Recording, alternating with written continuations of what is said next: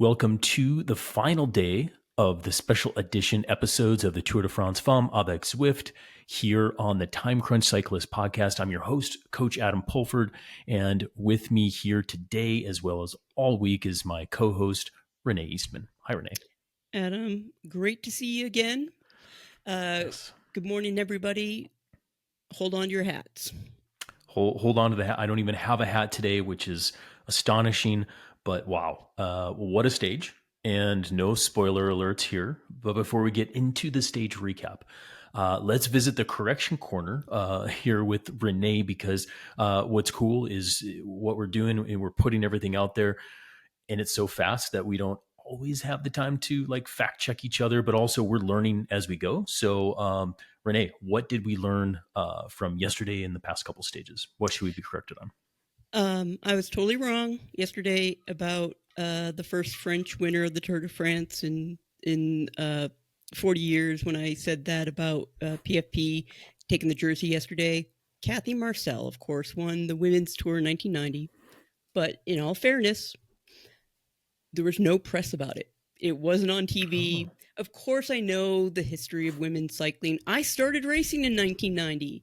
But at that point, the only person we were talking about was Greg LeMond, who won in 1990. Anyway, I apologize. I'm embarrassed that I said that incorrectly. I also wanted to update a little tidbit. You said I'd been listening to the Wheel Talk podcast. If you guys want the rider diary stuff, a lot more interviews than just the podium winners, it's a pretty good show. Sarah Gigante does the rider diary nearly every day on that. And she actually said the team plan yesterday was not for Kim to work for Sarah. Kim really chose to do that on her own. And Sarah was just like almost in tears, like, my team is so awesome, and Kim sacrificed the jersey for me. Anyway, I just thought I'd correct myself on that because I assumed it was the team plan. Yeah, I assume that as well. That's a great little correction corner. Well, Renee, anything else to add in on the stuff that we missed and the stuff that we're learning? I'm sure there is. But let's move on to the stage. It's true. Okay, let's move on to the stage. I think for me, yesterday's stage was probably my favorite. I was waiting for something to occur, which finally did today. But again, no spoilers. Take the reins. Tell us what happened. Well, we're teasing this big time because this race did not disappoint. It was the final stage in the Alps, 124 kilometers, 2,800 meters of climbing, American, that is 77 miles, 9,000 feet. So tough, not as tough as yesterday, but way tougher than I expected. The big climb of the day was in the middle, the Jouplan. And then it finished with a kind of a long uphill drag, much more of a climb than I thought it was going to be. My when to watch tip for the day, from kilometer zero. We get coverage from the start, and this race lights off from the start. My text to Adam was just a row of fire emojis because it was lit. Now moving on to the stage, just kind of the as we were rolling out, Chloe Dygert did not start.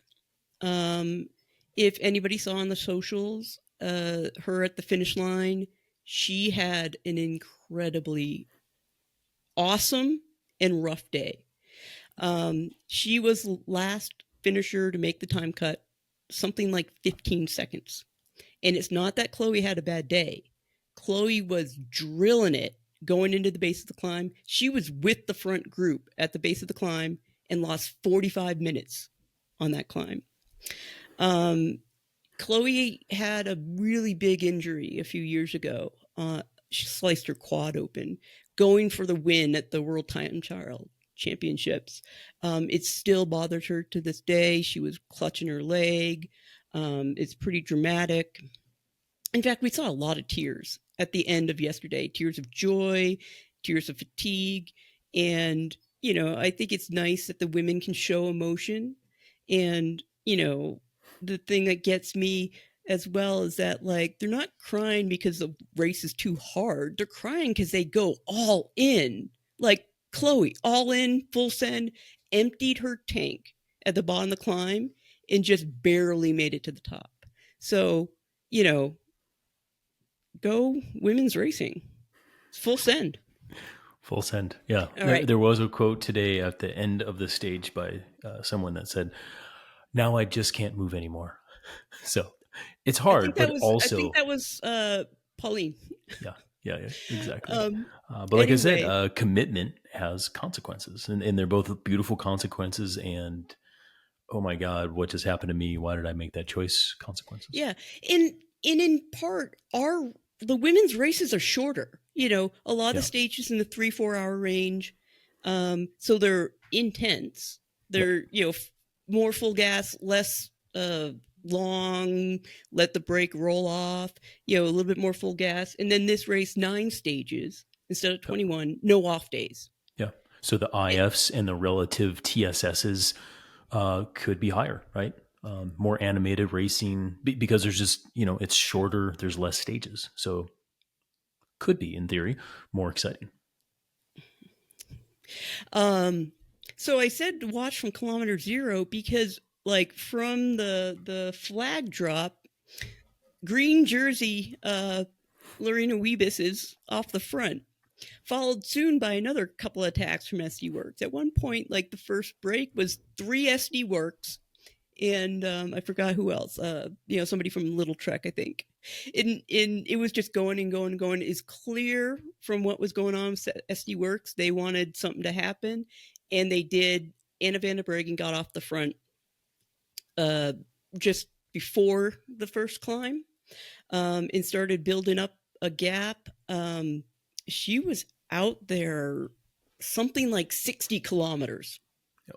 And so all that action at the front, over the first climb that was about 30 kilometers in, there were 15 people left in the race.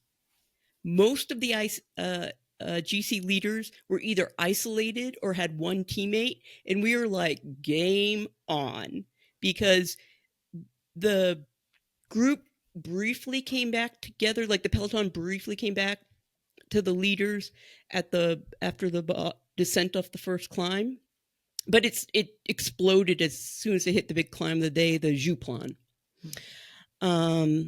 At the base of the Jouplan, unfortunately, Kerbal and Cassia had a little slide out on a corner. Cassia got up right away, zip zap, got right back to the pack. Kerbal did not. I think it was just that few more seconds that she was on the ground. So she was in for a chase today, and it was just they weren't going that fast. I think Kerbal's front wheel just hit the white paint, and she slipped out. Yeah, it looked like a slip out. Yep. Yeah. And one of Kerbal's teammates went down as well. Oh yeah, and her teammate did a lot of work to help limit the losses, but we'll get to the end results here pretty soon. By the top of the Jouplan, van der Breggen still off the front by a little bit, under a minute in front of the group, and it was a pretty select group of very few people left at the top of the Jouplan.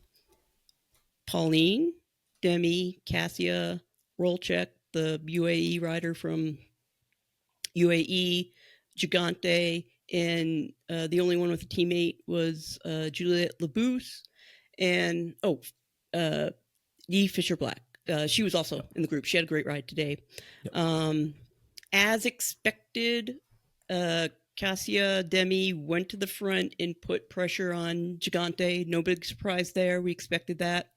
I just expected it to be more teamwork rather than just individuals. There was, I did not expect it to be, 5 or 7 people left at the front of the race at that time. So Gigante was under pressure on the descent. She did lose some time. It was the end of the descent was like 10% grade. She was keeping them in sight until it got to the really fast. So she was behind the group. Van der Breggen was still a little bit ahead, but they brought Van der Breggen back by the time they hit the final categorized climb of the day. Van der Breggen out the back pretty quick of that group. She still held on to pretty decent placing, but she didn't hold on to that GC group at all. So we've got the group with the GC favorites, Gigante chasing behind, everybody else way behind. That was an unfortunate part of the coverage. We didn't really get to see too much of what was going on beyond the top group there. They would show Sarah, and then they would show Demi and PFP's group and stuff. Yep. After that, they just kind of stayed status quo. Juliette Labou, teammate of the day, was just pulling at the front. She did a lot of work for Demi. They just kind of marked each other until about 6 kilometers to go. The final drag was much more climby than I had expected it to be. It looked like a really annoying climb. Not 8% grade, like, oh, we're climbing, but just enough climb to be like, oh, this is hard. Anyway, Demi does a little bit of a dig. PFP counters, sails away in front of the group through a sea of cheers, screaming, Pauline, Pauline, Pauline, and gets to ride solo to the win, last 6 kilometers, wins in yellow. Adam was right once again. It was his pick. He predicted that she would show her stuff on the finish line today, and she did. I mean, she's a killer. Like yellow's not good enough. And it's kind of like Tade, like in the last circuits, like they're bike racers. They just want to go for it. And that move was perfectly timed too. Like Demi did a dig. Everybody looked at each other, and Pauline's like, here we go. Yeah, absolutely. So in the small group behind, it was Demi, Cassia, and Fisher Black sprinting it out. Demi in second, Cassia in third, Fisher Black in fourth, Warchek, then Labou, and then, Sarah did a fantastic job all day long. She did get dropped from the front group, but she chased on her own for the last 40K, which would have put her in 7th on the stage, and I think 7th overall, 6th overall for the final. So, that was great. So, the GC shakeups are, I gotta get my notes. Pauline, no surprise that she held on to the yellow jersey. Demi moved up to second. Cassia moved up to third. So that podium, no surprise. 3 strongest ladies in the race. Very deserving podium. Dominika Wolchek from UAE moved up to 4th. Nee Fisher Black moved up to 5th. Adam, 2 days ago, she was sitting in 22nd spot. She crashed on, I believe, stage 3. I was going to say, she had a bad crash early on, right? It wasn't bad. It was mistimed. She crashed, I believe, on a descent. She was riding a Shimano neutral bike on the descent and just looked like squirrely as all get out. She had a poor bike fit that day. The bike was like way too big for her, and she was like going all over the place. Anyway, she's the ride of the day for me. Last 2 days, she was 3rd yesterday. She rides for Little Trek. We haven't talked about her too much, but she used to ride on Demi's and Kopeck's SD Works team, and she went over to Little Trek to be the GC leader. She came into this race as the GC leader, and she's clearly very, very strong. Finished up with the elite of the elite today. Just had a bad start of the race. My bad luck of the day, Kerbal. She never got back after that crash. She slipped down to 8th in GC. So that's a little sad for that. before we jump off the race coverage, though, I got a little complaint because I think Let's hear it. Sarah did such an awesome job, and if you follow the sport, you know how hard that she has worked on her descending, and she's getting so much hate on the socials about it. And we've talked about it as the same way we talk about everybody's strengths and limiters. Like Cassie is not as good a climber as Demi, just traditionally. PFP wasn't as good of a climber as Demi before the summer, and she worked on it. And PFP is at the top of her game. She's been a pro for a long time, champion. She knows how to do it. Sarah is 24 years old. She had lost most of last year due to injury and iliac artery surgery. She, before this year, was never thought of as a GC contender. She was thought of as a climber only. And she has worked on her descending. And I'm going to criticize Peacock for bringing in Phil, because unfortunately, Phil, as great as he is and legendary as he is, he doesn't follow women's racing. And he said today she should really get a coach and work on her descending. Well, guess what? She has. And if you listen to her rider diaries, she reconned every single descent. She did them multiple times. She has hired a coach. She was getting coaching on the road from her teammate the other day. So, applaud her for how far she's come already and what she's done. She finished second at the Giro this year. And or is it third? She on the podium and won both mountain stages, and she's turning into a GC threat. Her gap on descending it's gotten so much better. So that's just like, stop the internet hate, stop the commentary hate, just being able to like appreciate people's strengths and limiters. And that's why we're talking about it, because it is a strategy point. Demi in Cassia today, I saw them chit-chatting at the back of the group right before they went over the top of the Jouplan, because they are like, let's rip. Let's work together, and we can both move up on the podium. And that's strategy. Just like Sarah's a better climber than they are. So her strategy yesterday is, I'm going to get as much time as I can today. Because, so that's why we talk about Sarah's descending. It's the same way that we talk about other people's, strengths and limiters. Yeah, and I think too, I mean, I made mention, when Kim crashed, let's get ahead of the social media shaming. I mean, this podcast goes out on social media. There's just like, work is done in a remote based setting, and we spread the word on social media. So it's going to be there. But I mean, the shaming, the hate, like, use these stories, use this information to launch yourself into learning more about somebody. And Renee and I were talking, there's a lot of comments about like biomechanics, right? Bike fits and weird fits, and Pauline looks like a mountain biker or bow-legged, or what? I mean, all this crap. And it's like, well, clearly it works for her.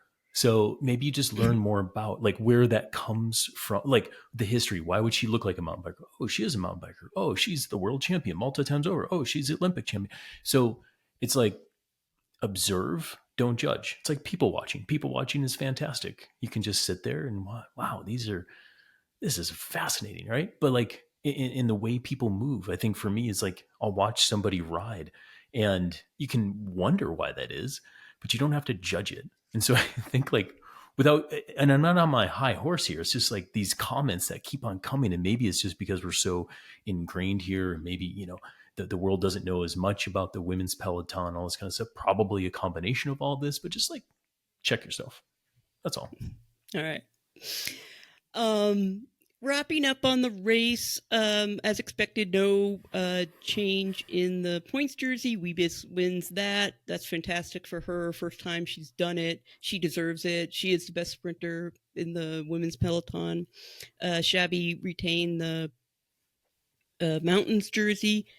I'm pretty sure Ninkovica retained the white at at the recording, the results aren't updated, and I'm simultaneously viewing my screens. Squibbin super combative for the race, so that means most aggressive rider for the race. So that's awesome.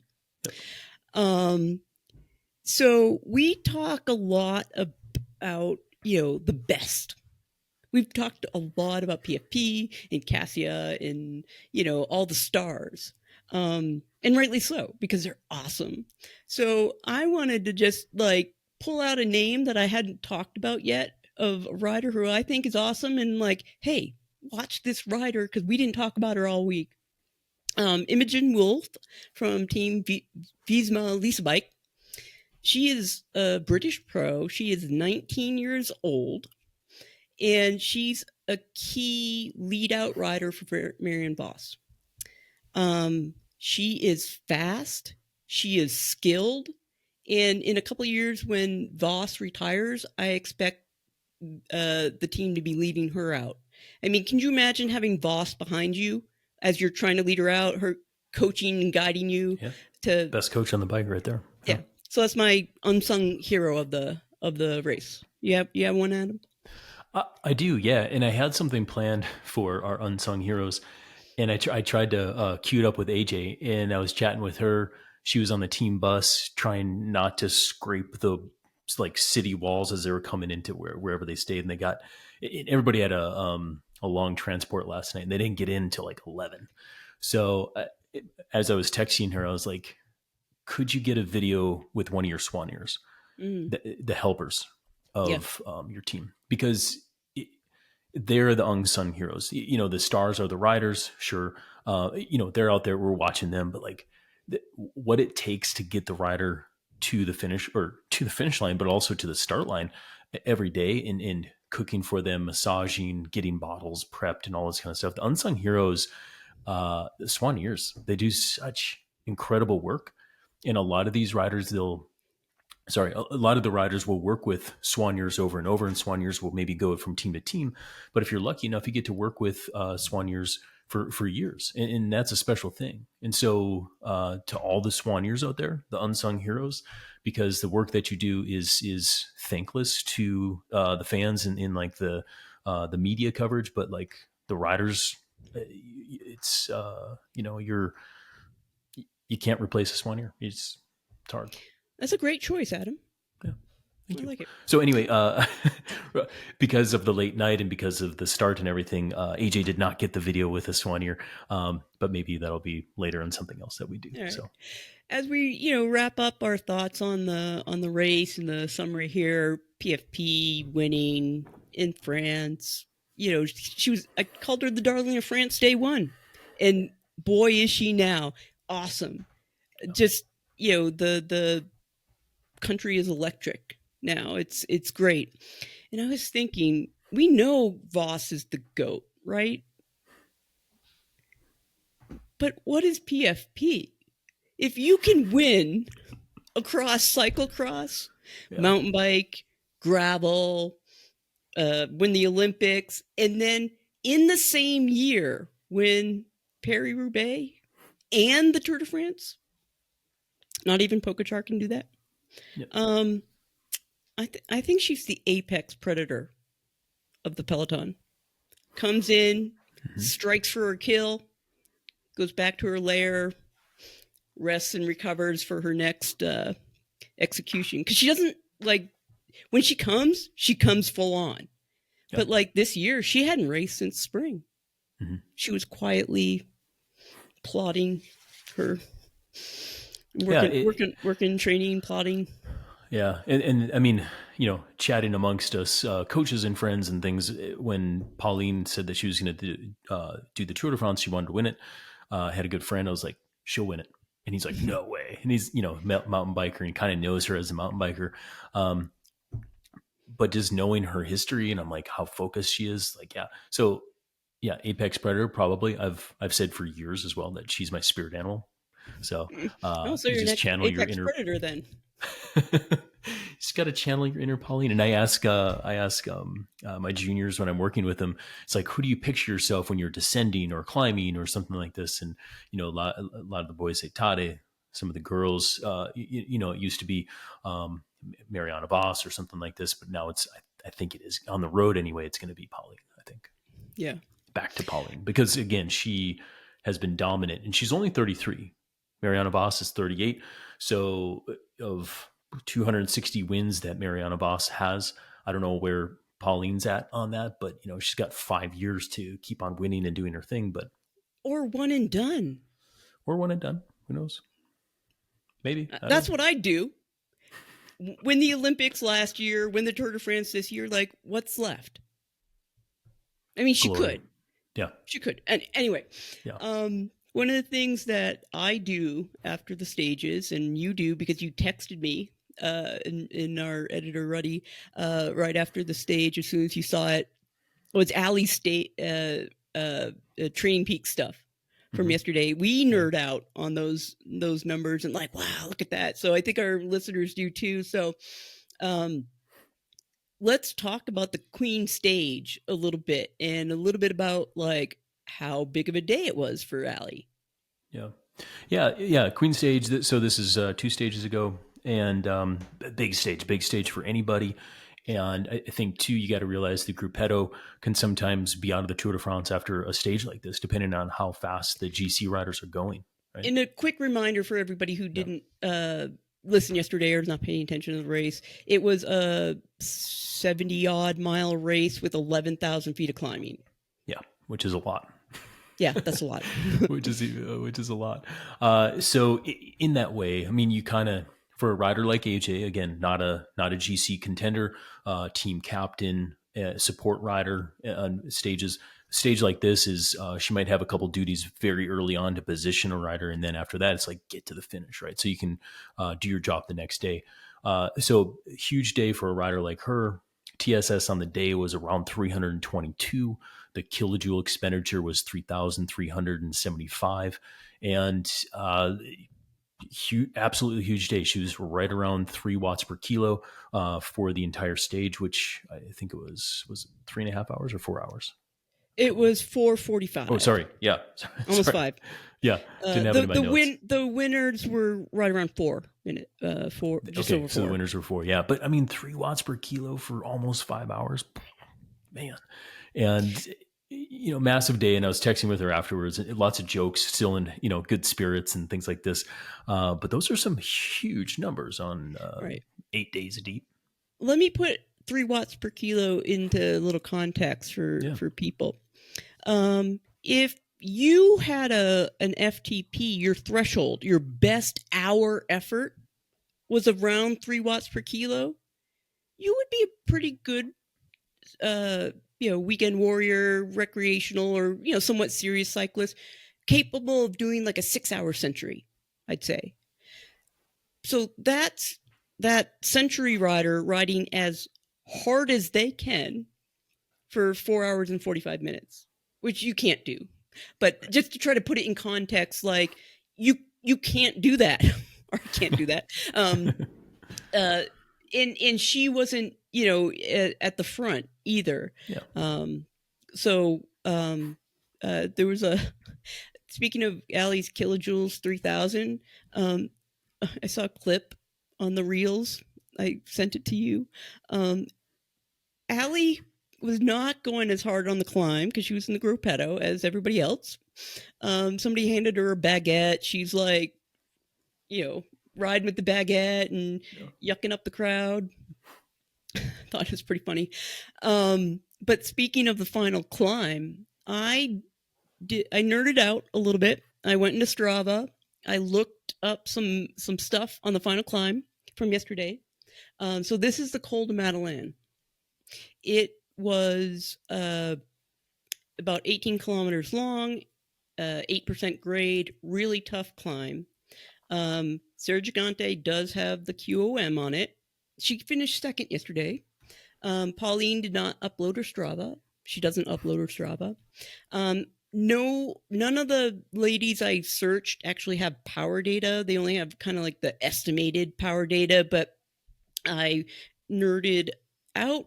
I got into my VAM calculations. VAM is vertical ascent meters per hour. It's just how many meters of elevation you gain per hour. You can do some math to try to figure out how many watts per kilo somebody does to achieve a certain VAM on a certain grade. We're not going to go into that right now because that is way too nerdy. But at Sarah's 102 approximately, that would have put her, I estimate, around 4.6 watts per kilo. We don't know Sarah's weight exactly. We don't know PFP's weight exactly. They are similar height, 5'5". They can't be that far different in weight. So I then estimated Pauline was 145 ahead, that she would have had to done around 4.75 watts per kilo to do that. And in watts for these ladies, again, these are estimates because I don't know their weights, probably around 230, 240 for Sarah, maybe around 250 for Pauline.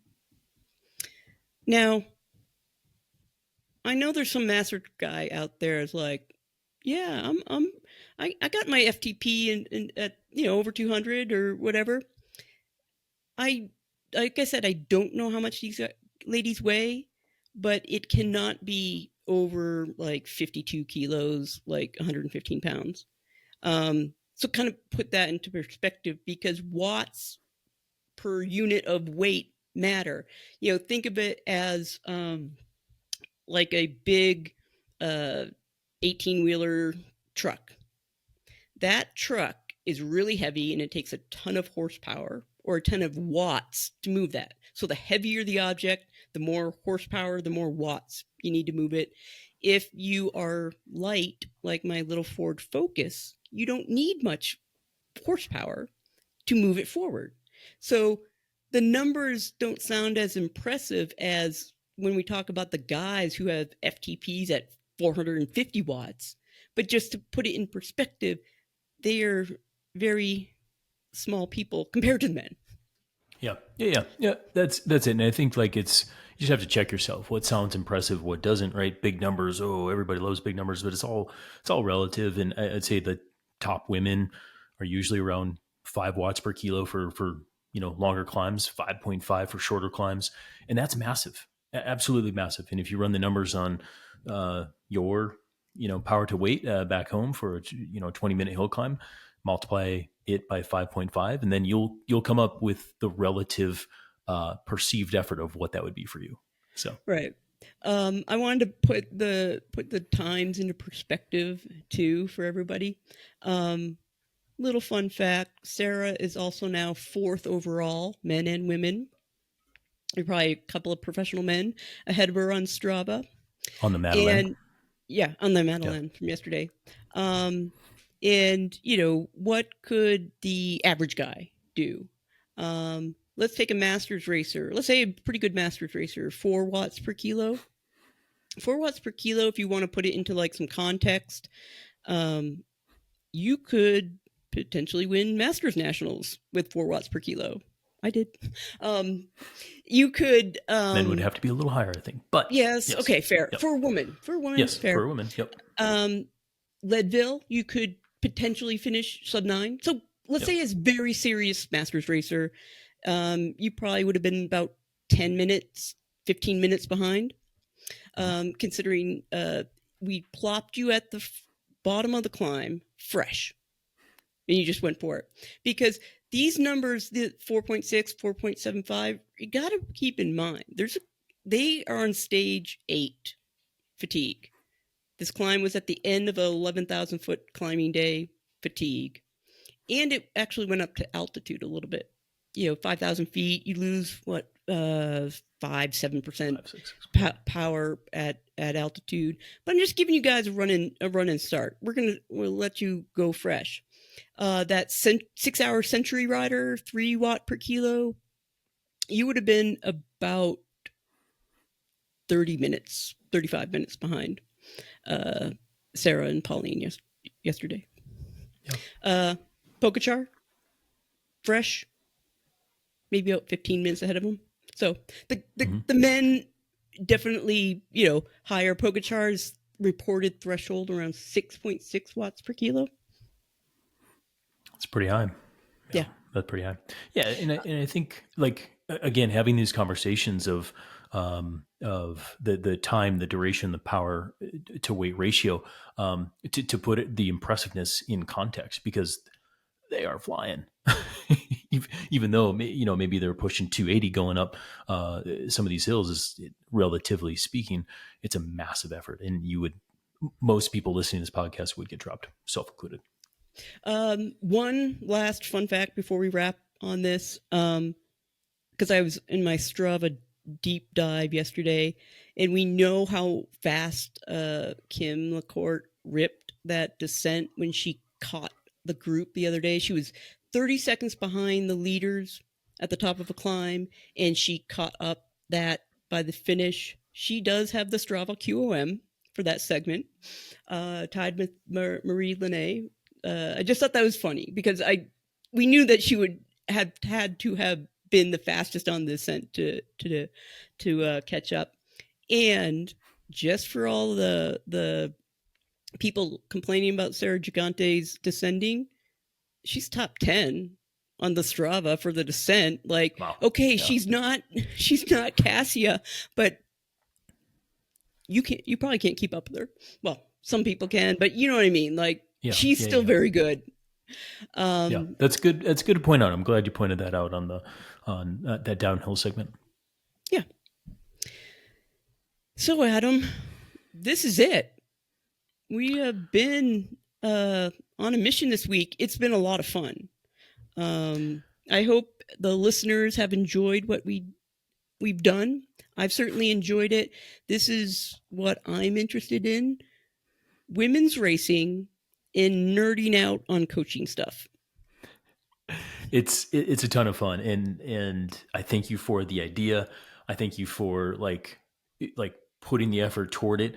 And who knows where it goes from here? But I think here's the other relatable and maybe like coaching tip through all of this during this time. Like I mentioned, family in town, still writing programs, coaching people, and I've got an international trip coming up. And if I were to know everything and the lack of time going into this, I would have probably said no. But to go through what's that? I said, I'm glad you didn't. Because I like literally haven't been this busy in quite some time. And I've been doing like 75-minute rides and feeling good about that at like every other day. Like extremely time crunched for me right now. So for those like scraping on 6 to 8 hours a week, and you're feeling like totally, oh my gosh, I'm all over the place. Like I totally feel you. That was me last week, this coming week, and I might ride next week. Adam, I haven't ridden since last Sunday. There you go. But also fitting in like everything else in the day, like cooking, like I'm just like on the limit. But when I look back and I see the reels and you get the comments from the audience members and your athletes in your athletes racing in it, your athletes following along with it. Like I think we did something pretty special this week, and it was all Renee's idea. I just kind of showed up and helped where I could. And yeah, thank you all for listening. Thank you for tuning in. And if you want to hear this again, we will get better organized and do something into the future, or maybe something with other races. Just, let us know. trainright.com/podcast. Click on Ask a Training Question. You can submit a comment. We had a comment there from Peter a couple of days ago. I didn't mention this. He said, thanks for talking about tart cherry juice and how the implications of taking it versus not taking it and everything like that. So the feedback is awesome. Keep it coming. Put it in the comment section. Call Renee. Let her know what's up. But I thank you all for listening and being a part of this, because it's a wild trip. It's a wild ride. It's a lot of work, but I'm glad we did it. Yeah. And if we've got a few more fans interested in women's racing, then I've achieved my goal. And on the other hand, if some of you out there who are already fans of women's racing learned a little coaching knowledge, all the better. That's it. Agreed. That's it.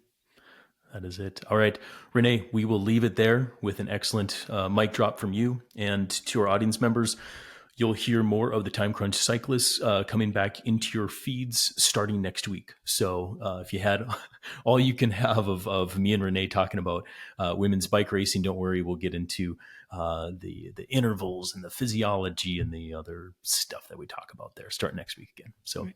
thanks again to everybody, and thank you, Renee. Ciao.